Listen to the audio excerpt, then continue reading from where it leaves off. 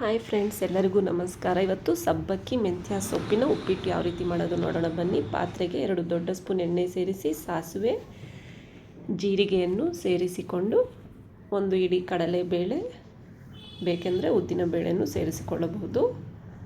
ಎಲ್ಲವೂ ಫ್ರೈ ಆದ ನಂತರ ಇದಕ್ಕೆ ಕಟ್ ಮಾಡಿಕೊಂಡಿರುವ ಈರುಳ್ಳಿಯನ್ನು ಸೇರಿಸಿ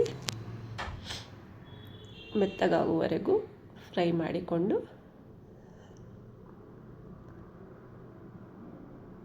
1 ಕಪ್ ಕಟ್ ಮಾಡಿಕೊಂಡಿರುವ ಮೆಂತ್ಯ ಸೊಪ್ಪನ್ನು ಹಸಿ ವಾಸನೆ ಹೋಗುವವರೆಗೂ ಫ್ರೈ ಮಾಡಿಕೊಳ್ಳಬೇಕು. ಇಲ್ಲಾಂದರೆ ಕಹಿ ಬರುತ್ತೆ. ಹಾಗಾಗಿ ನಂತರ ಇದಕ್ಕೆ ರಾತ್ರಿ ನೆನೆಸಿರುವ 1 ಕಪ್ ಸಬ್ಬಕ್ಕಿಯನ್ನು ನೀರು ಬಸಿದು ಸೇರಿಸಿಕೊಂಡು ಚೆನ್ನಾಗಿ ಮಿಕ್ಸ್ ಮಾಡಿಕೊಳ್ಳಬೇಕು. ನಾನಿಲ್ಲಿ ನೈಲಾನ್ ಸಬ್ಬಕ್ಕಿಯನ್ನು ನೆನೆಸಿಕೊಂಡಿದ್ದೇನೆ.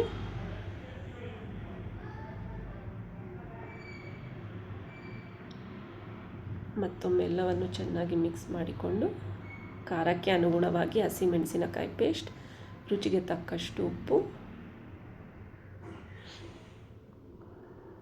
ಇದು ಆರೋಗ್ಯಕ್ಕೆ ತುಂಬ ಒಳ್ಳೆಯದು, ದೇಹಕ್ಕೆ ತಂಪನ್ನು ನೀಡುತ್ತದೆ.